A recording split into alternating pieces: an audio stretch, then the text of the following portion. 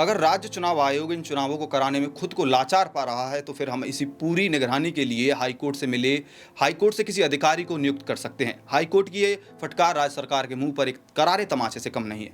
जिस संविधान की दुहाई देते सरकार थकती नहीं है, उसी संविधान के रक्षक हाईकोर्ट ने आज सरकार को फटकार लगाई है। चुनाव में लगातार देरी को लेकर अब हाईकोर्ट का इंतजार भी दम तोड़ने लगा है। नमस्कार, मैं अमन और आप देख रहे हैं पॉलिटिकल पंचायत। पंचायती राज चुनाव और नगर निकाय चुनाव के लिए अब सख्त नजर आ रहा है। हाई कोर्ट में इसकी सुनवाई हुई और सुनवाई के बाद जिस तरह से कोर्ट ने सख्त लहजे में कहा कि अगर चुनाव आयोग चुनाव कराने में सक्षम नहीं है तो हम किसी और को बोल देते हैं, उन्हें किसी और को अपॉइंट कर देते हैं चुनाव कराने के लिए। ऐसे में इस सख्त टिप्पणी के बाद कई तरह की चर्चाएं हैं, लेकिन हाई कोर्ट में सरकार जो है प्रार्थना पत्र लेकर गई थी और प्रार्थना पत्र में कहा था कि अभी उन्हें और वक्त दिया जाए, क्योंकि कोर्ट ने 31 जुलाई तक का वक्त दिया था चुनाव कराने के लिए। इसमें कहा गया था कि 31 जुलाई तक किसी भी कंडीशन में चुनाव कराए जाए। ऐसा लगता है कि न सिर्फ जनता बल्कि अब तो विपक्ष भी कह कहकर थक चुका है, पर जवाब के नाम पर इतना है कि हम तो चाहते हैं ओबीसी आयोग की रिपोर्ट जल्द आ जाए। राजस्थान में पंचायत और नगर निकाय चुनाव कब होंगे, इसका जवाब अब सिर्फ सरकार ही नहीं बल्कि हाईकोर्ट भी मांग रहा है।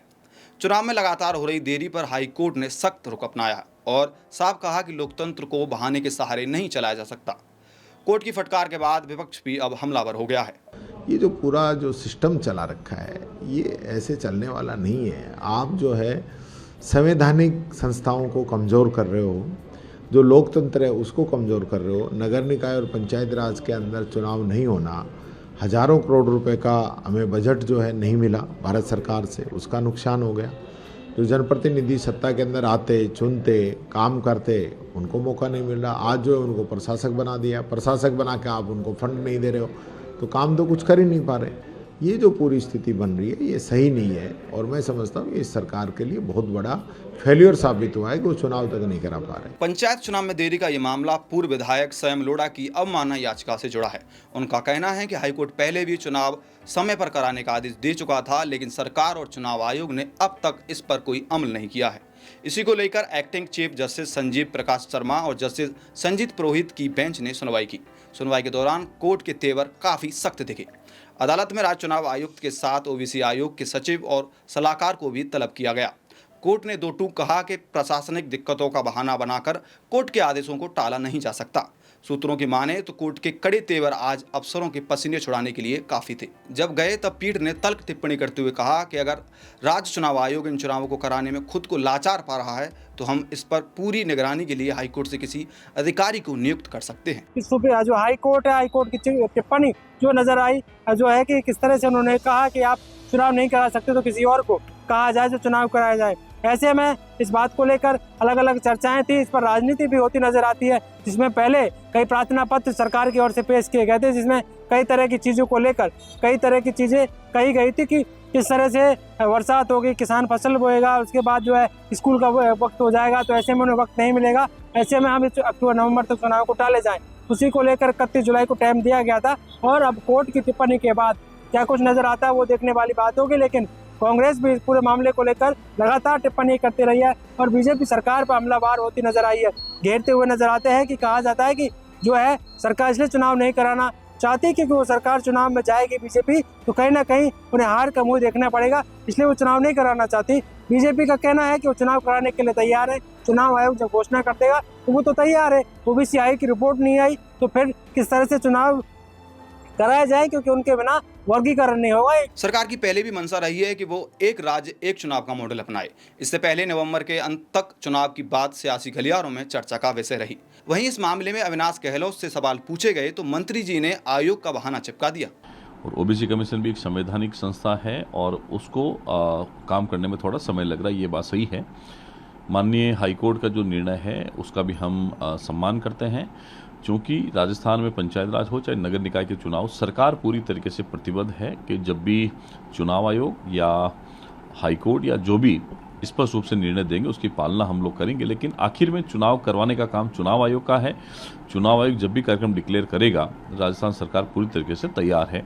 लेकिन चूँकि ऑनरेबल सुप्रीम कोर्ट का फैसला है ओबीसी कास्ट के लिए कि उसका राजनीतिक जो प्रतिनिधित्व है वो सुनिश्चित किया जाए पहले, उसके बाद में ही चुनाव करवाए जाए। तो उसी के अनुक्रम में ये ओबीसी कमीशन बना है राजस्थान में। वो लगातार अलग अलग जिलों में उनकी बैठकें हो रही है, सर्वे हो रहा, सर्वे रिपोर्ट तैयार हो रही है और फिर राजस्थान का वन स्टेट वन इलेक्शन का भी हम लोगों ने जो सोचा है उसकी दिशा में भी सरकार काम कर रही है।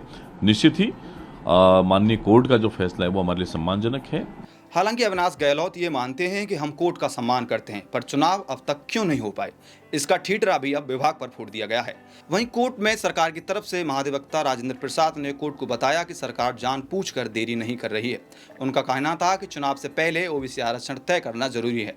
राजस्थान में बड़ी आबादी ओबीसी वर्ग की है, इसलिए बिना आरक्षण तय किए चुनाव कराना कानूनी विवाद खड़ा कर सकता है। सरकार ने कहा कि देरी की बड़ी वजह ओबीसी आयोग की रिपोर्ट है जो अभी तक नहीं आई है। सरकार ने कोर्ट के सामने एक नई टाइमलाइन भी रखी।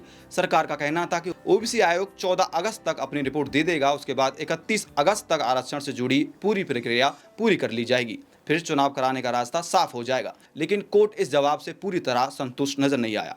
बहरहाल चुनाव न होने से प्रशासनिक कार्य अटके पड़े हैं, जिसका कोई जवाब नहीं है। चुनाव लगातार टलते जा रहे हैं, अभी ये चुनाव हो नहीं पा रहे हैं। बहुत से जो कार्यकाल है वो पूरे हो चुके हैं, बहुत से होना बाकी है। ऐसे में कई के काम अटके पड़े होते हैं। केंद्र से जो राशि आती है, बहुत सारी राशि है 1000 करोड़ की, वो भी अटकी पड़ी है। ऐसे में उस राशि को भी कहीं ना कहीं इम्प्लीमेंट नहीं हो पाती है। और जो कामकाज जो है नगर निगम के और पंचायती राज के जो पंचायत विभाग हैं उनके काम है, पंचायत संस्थाओं के जो काम है वो नहीं हो पाते। तो उसी को लेकर लगातार चर्चाएं होती है कि चुनाव आखिरकार कब कराए जाएंगे। इन सवालों का जवाब बीजेपी के किसी भी नेता के पास नहीं है। असल में राजस्थान में कई पंचायत और नगर निकायों का कार्यकाल खत्म हुए काफी समय हो चुका है।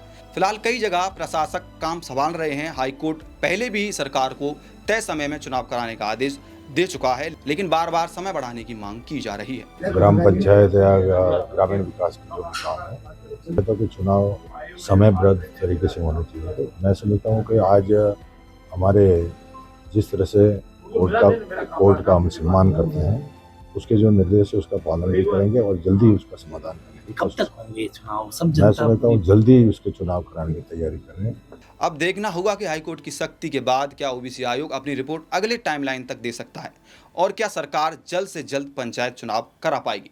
इस तरह की तमाम खबरों के लिए पॉलिटिकल पंचायत को सब्सक्राइब करना ना भूलें। धन्यवाद।